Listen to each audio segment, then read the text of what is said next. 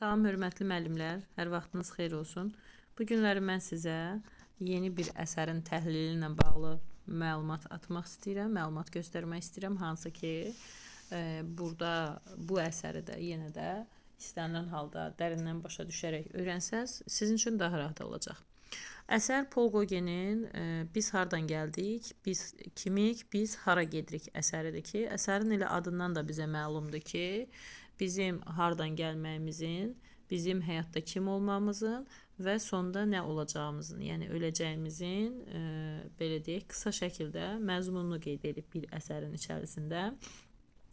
Əsər insanın deməli doğuluşundan ölənə qədər olan bir hekayədir ki, əsərin bir xüsusiyyəti var ki, sağdan sola doğru oxunmalıdır. Sağ hissədə gördüyünüz kimi burada uşaq və digər şeylər, yəni sağda gənclik dövrüdür, uşaqlıq, gənclik dövrü. Biz orta hissəyə baxsaq, təhlillərdən də biz burada nəticə çıxarda bilərik ki, orta hissə artıq gənclik dövrünü bizə göstərir. Ən sonda isə sol tərəfdə bizə qocalıq və ölümü göstərir Paul Gauguin. Əsər, yəni deməli, günahlar, ümumiyyətlə biz kimik, hansı günahlarımız var, hansı hisslərimiz var və sonda hara getməliyik, axırımız hara çıxmalıdır və s. Bu kimi deməli hissələrdən bəhs eləyir. Ümumiyyətlə əsərin özü, əsərin içərisində təhlillərə baxsaz, orada müəyyən bir mərhələlərdən belə deyim, söhbət açır. Hansı ki, əsər özü 3 hissə, 4-cü hissə isə ən yüksək mərhələ hissəsidir. Deməli, biz orada qeyd eləyəcəyik, bax, kitabda da var. 3-cü bəndə baxsaz, görərsiniz ki, yazır ki, 3 qadın ilkin mərhələdir. İstəsəz dəftərinizdə qeyd edin. 3 hissədən ibarətdir, 3 mərhələdən ibarətdir. Beləcə də yazın. Biz kimik, biz hardan gəldik, biz hara gedirik əsəri 3 mərhələdən ibarətdir. Birinci mərhələ 3 qadın, ikinci mərhələ əlini başına qoymuş fiqur, üzr istəyirəm, deməli, birinci mərhələ 3 qadın, ikinci mərhələ əlini başına qoymuş fiqur, üçüncü mərhələ isə qara geyimli 2 fiqur. Deməli, dəftərinizdə bu şəkildə də qeyd edirsiniz. Əsər 3 mərhələdən ibarətdir. Birinci mərhələ 3 qadın, əlini başına qoymuş fiqur, ikinci mərhələ, üçüncü mərhələ qırmızı geyimli 2 fiqur, hansı ki, bu 3 mərhələni qeyd edəndən sonra yazırsınız ən yüksək inkişaf mərhələsi. Ən yüksək inkişaf mərhələsi isə qara geyimli qadın olacaq ki, bunu da ən yüksək mərhələ olaraq qeyd edəcəksiniz. İzahlarda da bir-bir nömrələrlə göstərərək bunu sizə çalışın ki, dəftərinizdə qeyd edin və yaxud da qeyd edə bilmirsinizsə özünüz ümumi qulaq asın, ən az 2-3 dəfə qulaq asınız. Mənə elə gəlir ki, əsər o qədər də çətin əsər deyil. Sadəcə mətn çoxdur deyə gözünüzdə böyük görünür sizdə. Deməli, əsər oldu 3 hissə, 4-cü hissə isə, 4-cü mərhələ isə ən yüksək inkişaf mərhələsi oldu. Deməli, birinci mərhələ 3 qadın, ikinci mərhələ əlini başına qoymuş fiqur, üçüncü mərhələ qırmızı geyimli 2 fiqur. 4-cü mərhələ isə bu ən yüksək inkişaf mərhələsi gedir ki, qara geyimli qadın, hansı ki, bunu qeyd edirsiniz dəftərə.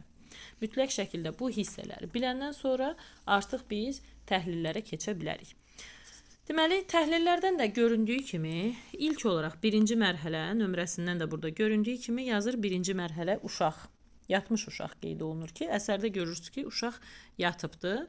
Düzdür, məndə lap aydın şəkil deyil deyə daha aydın, daha yaxından göstərə bilmirəm. Biraz bulanıqlaşır yaxınlaşdıranda.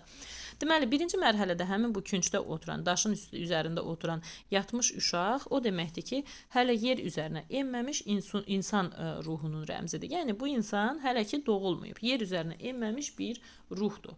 Deməli, bu birinci mərhələdir ki, adından görünür ki, uşaq, zaten insan birinci mərhələdə nə olur? Uşaq mərhələsində olur ki, yer üzərinə enməmiş insan ruhunun rəmzidir. Yəni, dünya hələ gəlməyibdir.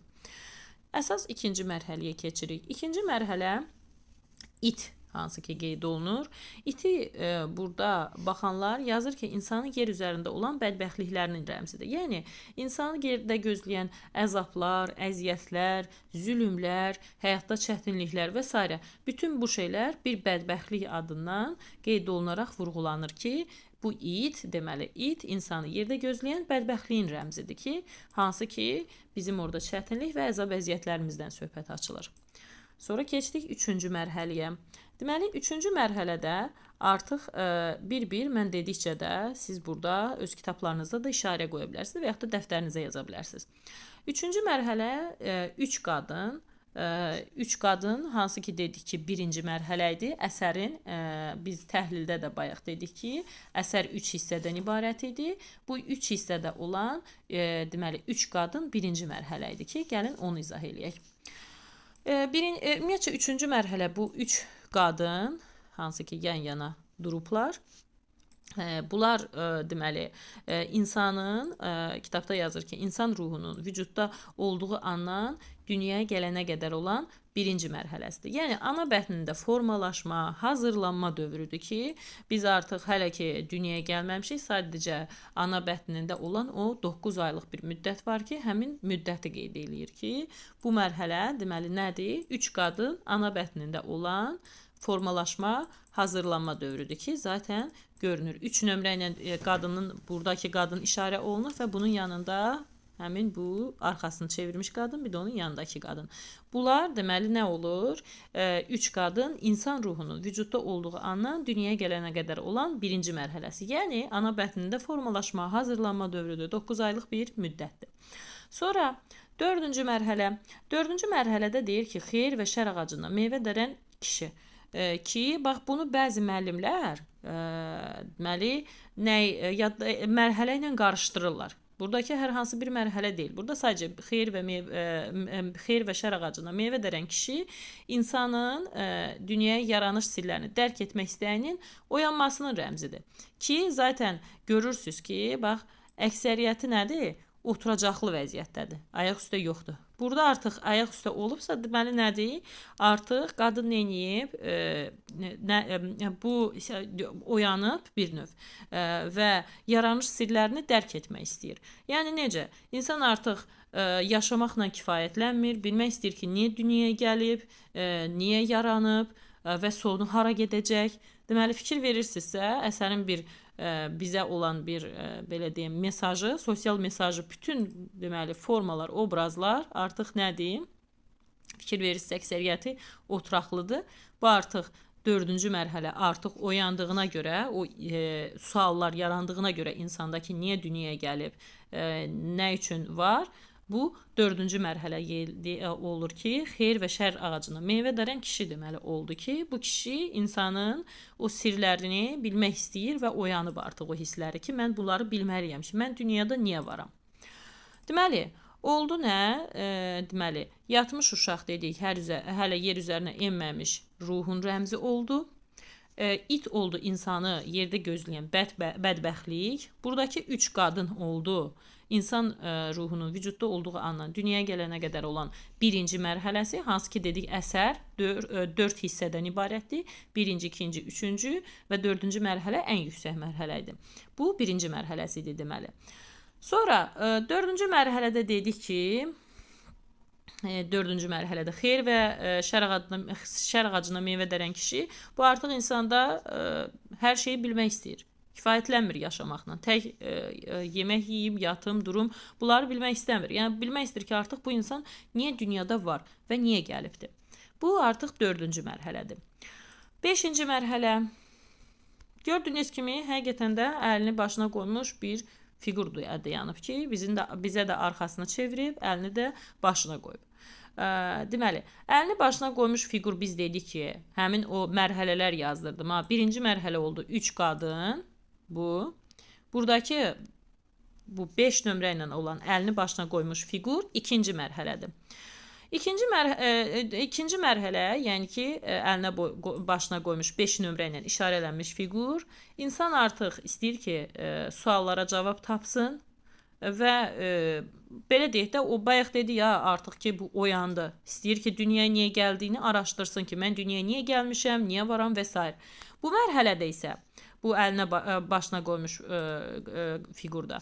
Bu artıq lənətlənmiş deyir, suallara cavab tapa bilməmək. Lənətlənmiş suallarda nə idi? Biz hardan gəlmişik, biz kimik, niyə varıq, həyatda niyə görə yaşayırıq, sorğulamağa başlayır da bir növ insan artıq sorğulama mərhələsindədir ki, o insan suallara cavab tapa bilmir. Təbii ki, hələ ki biz Misal üçün 18, 19, 20 yaşlarımızda biz bu sualları axtarırıq ki, biz niyə dünyaya gəlmişik? Və bu sualları cavan olduğumuza görə, gənc olduğumuza görə hələ ki bu sualları tapa bilmirik və özümüzdə daxilimizdə bir ümidsizliyə qapılırıq.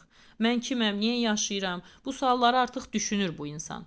Deməli, əlini başına qoymuş fiqur suallara cavab tapa bilmir. Hansı ki, o lənətlənmiş suallarda nə idi? Dünyaya niyə gəldiyini tapa bilmir. Və bundan da ümidsizliyə qapılır. Bu da, deməli, oldu əsərin, deməli, hansı mərhələsi? İkinci mərhələsi. Dedik, 3 qadın oldu birinci mərhələ. İkinci mərhələ həmin bu əlini başına qoymuş fiqur idi ki, lənətlənmiş sualları axtarır və buna belə deyək, cavab axtarır və cavabı da tapa bilmir. Sonra 6-cı mərhələdə ayaq üstə olan növbəti bir fiqurumuz var. 6-cı mərhələ. Qırmızı geyimli 2 dənə görürük ki, həqiqətən də qırmızı geyiniblər bunlar və 2 dənə fiqurdur. Yan-yana dayanıblar. Qırmızı geyimli 2 fiqur burada bu əsərdə artıq insanın təhlil etmək qabiliyyətinə çatdığının 3-cü mərhələsidir. Deməli, dedik ki, əsərin 3 mərhələsi var. Burada olan 3 dənə qadın dedik 1-ci mərhələdir. Sonra əlini başına qoymuş fiqur oldu 2-ci mərhələ. 2-ci mərhələdə lənətlənmiş suallara cavab tapa bilmir. Bu 6 nömrə ilə işarələnmiş qırmızı geyimli 2 fiqur isə əsərin 3-cü mərhələsidir ki, təhlil etmək qabiliyyətinə çatdığının deyir mərhələsidir insanın.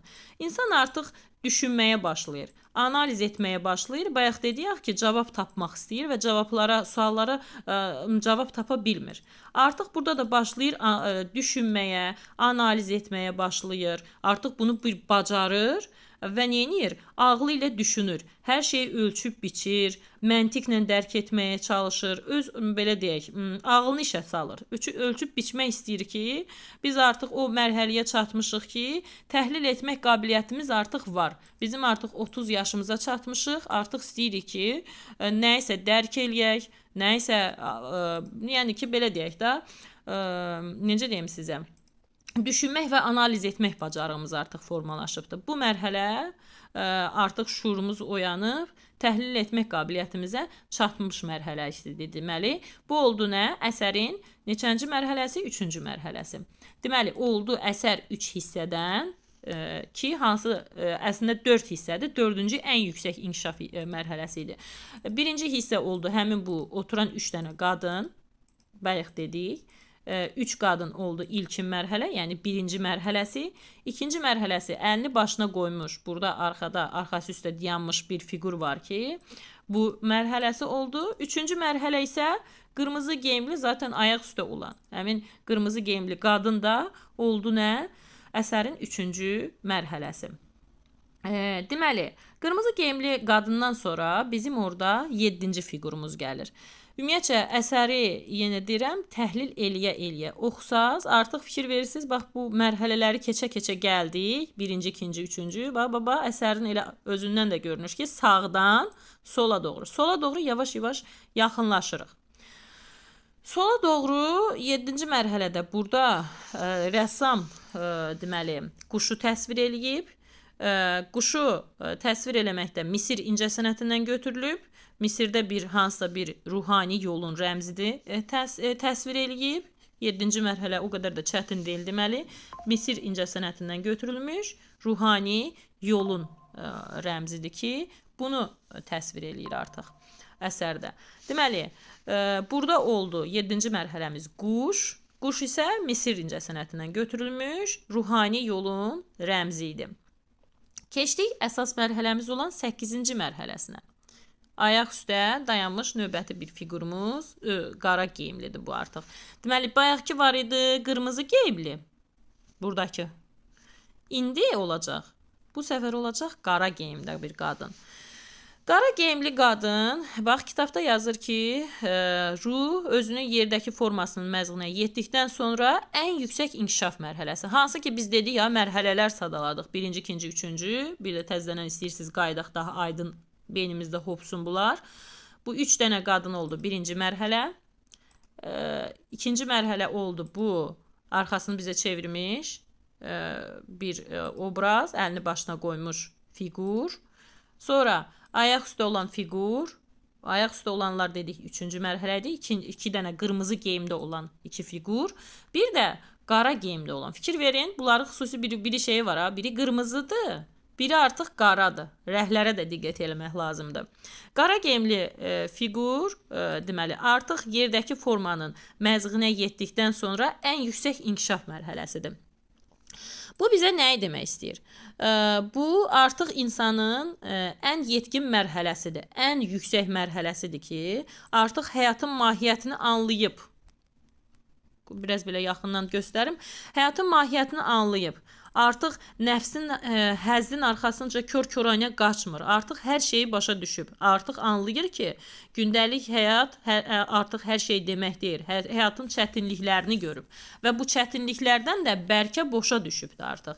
Çünki artıq biz 30-40 yaşlarımızda nə olur? Deyirik insan nədir? Bizim loru dilimizdə də var ki, insan bəlkə boşa düşür və böyüyür artıq. İnsanı o böyüdən şeylər deyir nədir? Bəlkə boşa düşməkdir. Əzablardan bərkiməkdə olan bir fiqurdur bu fiqur ki, deməli, həyatda o ən yetişkin insan mərhələsidir. Çünki ən yüksək mərhələ nədir? İnsan artıq çatmısan. Yəni gənclikdən də keçmisən, həyatda suallar axtarmısan, özünü tapmısan, axtarmısan ki, mən kiməm, nəyəm və s. və ilaxır. Amma müəyyən bir yaş mərhələsindən sonra artıq insan çətinliyə düşür, həyat səni böyüdür və s. və ilaxır. Bundan sonra artıq ən yetkin, ən inkişaf eləmiş bir mərhələyə çatırsan. Artıq sənin üçün o həzlər, gündəlik həyatda olan həzzin arxasınca kör-körənə qaçmırsan, artıq anlayırsan çox şeyləri, gündəlik həyatda baş verən bütün prosesləri artıq dərk edirsən və həyatın çətinliklərindən bəlkə boşa düşmüş fiqurdur bu qara geyimli fiqur ki, artıq deməli ən yüksək istirabların içərisində ən yüksək inkişaf mərhələsidir ki, və həyatın artıq mənasını getdikcə deyir, neyir, dərk eləyir artıq. Deməli, bu oldu ən yüksək inkişaf mərhələsi. Var 9-cu mərhələdə sudur ki, düzdür, tam olaraq burada bulaq kimi qeyd olunub, amma belə baxanda çox adam seçə bilmir. Rənginə görə biz artıq bunu tam görə bilmirik bulağı. Bulaq nə deməkdir? Bulaq əbədiyyət rəmzidir. Çünki sudur, biz hamımız hər şey gedəcək, həyatda olacaq, nə bilim, dağda yerində qalacaq, su da yerində qalacaq, əbədiyyən qalacaq şeylər bunlardır. Biz ölsək də, digər proseslər olsa da, deməli, bu əbədiyyət rəmzi nədir? Sudur ki, əbədiyyən bizdə qalacaqdır. 9-cu mərhələdə su mərhələsidir ki, su, bulaq, əbədiyyət rəmzidir. Keçdik 10-cu mərhələmizə. Ümid eləyirəm, aydın şəkildə deməli, bunları başa düşürsünüz. 10-cu mərhələ büt heykəldir. Büt heykəl, biz bilirik də, bütpərəstlik, digər və s. və axır. Büt heykəli zaten görəndə əsərdə də deyir ki, bu əsərdə ümumiyyətcə büt heykəl nə deməkdir? Büt heykəl azad olunmuş ruhun göylərdə təzədən diriləcəyinin, yenidən başqa bir mərhələyə keçid mərhələsidir ki, hansı ki biz öldük, bizim ruhumuz yenidən nə olacaq? Yenidən dirçələcək, başqa bir mərhələyə keçəcək və belə deyim, öləndən sonra bir həyatı əslində ifadə edir bu büt heykəl ki, biz nə qədər belə deyək, ölsək də növbəti bir mərhələmiz var ki, o mərhələyə keçid belə deyim, mərhələsidir ki, deməli, yəni ki, ölümdən sonraki bir həyatı ifadə edir ki, bu nə idi? Deməli, əsərdə büt heykəl, deməli, büt heykəli ifadə eləyirdi. Sonra keçirik növbəti bir mərhələmiz. Bunlar artıq asant. Deməli, bizim növbəti hissəmiz bizim 11-ci mərhələdir. 11-ci mərhələ yeniyetmə fiqurdur. Gördüyünüz kimi burada yeniyetmə fiquru qeyd olunub. Yeniyetmə fiqur, bax, kitabda yazır ki, özünü dərk etməyə can atanların, lakin yeniyetməliyində yalnız mövcudluğa bələd olanların ruhun hələ rüşeym səviyyəsində olduğunu. Yəni ki, özünü dərk etməyə başlayıb, daxilində bir sual var, axtarış var. Hələ də çox şeyi axtarır. Amma yenə də maddi həyat prizmasından baxır. Maddi həyat ona imkan vermir. O həyatda olan rahatlıq və s. digər şeyləri deməli o belə deyək də maddi həyat prizmasına baxdığına görə tam mahiyyətə gedib çata bilmir. O oyanmağa başlayıb, artıq o yetkin mərhələsini də keçib. Amma ki nə idi? O hələ ki belə deyim, həyat prizmasından baxır. Normal insanların, standart insanların prizmasından baxılır hələ də ora. Bu deməli oldu nə? Yeniyetmə fiquru oldu. Sonra 12-ci fiqurda burada yazır keçi, pişik balası küçük. Düzdür, tam aydın seçə bilinmir əsər, çünki çox şeydir də, qara rənglə çox veribdir. Adam tam seçə bilmir orada olan keçini və s.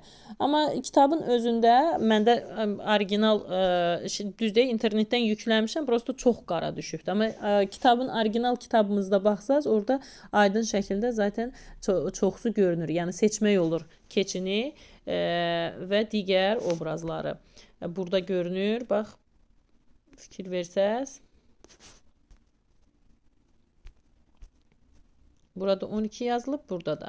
Kitabda, təsvir sənət kitablarında biraz seçmək olur. Keçi, deməli, pişik balası və küçüyü. Deməli, bu obrazlar həm bu, burada olan, həm burada olan. Bu obrazlar, deməli, nədir? Deməli, burada deyir ki, maddi həyatın hökm sürdüyü laqetliyinin mövcudluğunun rəmzidir. Burada bizə nəyin nəzərdə tutur? Heyvanlar biz bilirik ki, şuursuz şəkildə yaşayırlar və sadəcə qidalanmaq, ölmək və heç kəsi sorğulamırlar. Düzdürmü? İnsan da bəzən həmin axına qoşulur. Şuursuz şəkildə yaşayır, heç nəyi sorğulamır, heç nəyə sual vermir. Var da bizim həyatımızda bəzi insanlar var ki, çox sorğuluyur, bəzi insanlar var ki, axtarır, tapır. Mən niyə varam? Niyə həyatın mahiyyəti ümumiyyətcə nədir? Niyə mən hər gün yemək yeyib yatıram? Biz niyə hər gün gündə 3 dəfə yemək yedik? O elə həyat bundan mı ibarətdir? Bəzi insanlar bunların suallarını axtarır, amma bəzi insanlar üçün sadəcə qarnı doydu. Bugün qarnı doydu, onun üçün maraqlı deyil. Növbəti mərhələlərdə nələr olacaq və niyə var, nətərdir və s. Bu deməli nədir? Bu 2 dənə obraz bizdə nədir? Daha doğrusu 3 obraz. Keçi, pişik balası və küçük. Həmin o şuursuz heyvanlar kimi insanların yaşamasının və həmin o insanların həmin o axına qoşulmağının belə deyək rəmzidir ki, laqeyd şəkildə nə qədər şey eləsək də maddi həyatda olan o laqeydliyi bəzi insanlar laqeydcəsinə yaşayırlar. Həmin bu onları simvolizə edir, belə deyək. Bu obrazların timsalında insanları göstərir. Yəni bu səviyyədə, yəni bunların yaşadığı tərzdə yaşayır kimi. Sonra bizim növbəti mərhələmiz 13. 13-də görürük ki, burada bir geyimsiz bir qadın var ki, və bu geyimsiz qadın və maddi dünyanın qanunlarına uyğun yaşayanların və onların həzzinin, belə deyək də, insanların bu özlərinə görə arzuları, hissləri, nə bilim, maddi arzuları olur. Həmin bu maddi arzulara, belə deyim də, onlara onun rahatlığı mı, onun əsas onları tutur da, başa düşdünüz necə? Yəni, insan dərk eləmir ki, öləcəkdir. Nə qədər, necə deyim, yığır, doldurur, mənim qızılım olsun, mənim şan şöhrətim olsun, evim olsun, maşınım olsun, amma sonunda fikirləşmir ki, öləcəkdir. Yəni, onun artıq ən sonda insanın özünün xislətində belədir ki, görün, yəni 1897-ci ildə çəkilmiş bir Paul Gauguin'in əsərində belə insanın maddi arzulara bağlandığını göstərir ki, maddi arzuların o həzzin arxasınca gedir artıq insan ki, maddi arzulara, maddi şeyləri neyniyir, simvolizə edir ki, yəni ondan yaşayır artıq insan. Yəni ölümünün sonuncu artıq bu öləcəyini heç təsəvvür eləmir. Belə, bu şəkildə. Sonra 14 rahatdır. Mən elə gəlir ki, biz burada qoca qarını görürük ki, biz nə eləsək də, deyir bu qoca qarı da əslində bizə başa salır ki, bədənin ölmə məhkumluğu. Yəni nə eləsək də, nə qədər buradakı qarı kimi maddi, daha doğrusu geyimsiz qadın kimi maddi qanunlarla yaşasaq da, dünyada olan o dünyanın naz-nemətlərindən həzz alaraq yaşasaq da, axırda sonda nədir bizim? Bu qarı kimi nə eləsək də ölümə biz məhkumuq. Deməli, nədir? Biz sonda ölümə məhkumuq, təəssüf ki, və hər kəs sonda bir gün bu ölümü dadacaq və öləcək. Həmin bu qarı onu simvolizə edir. 15-ci tapşırıq. 15-də isə caynaqlarında kərtənkələ tutmuş bir quş görürük. Düzdür, əsər çox qaranlıqdır deyə həqiqətən seçmək olmur. Orijinal versiyanı görün, siz tapa bilirsinizsə, köçürün baxın. Həmin bu quş da Qogen deyir ki, nə eləsən də əcəl qaçılmazdır. Özünü öldürsən də, var dövlət də yığsan, nə də eləsən əcəldən qaça bilməzsən deyir. Bu da sonuncu mərhələmizdir. Ümid eləyirəm ki, Paul Gauguin'in Biz hardan gəldik, biz kimik, biz hara gedirik bu şifrələnmiş əsərini sizlər üçün bir köməyim dəydi, faydası dəydi, nəsə bir şey öyrənə bildiniz. Hər birinizi imtahanda uğurlar.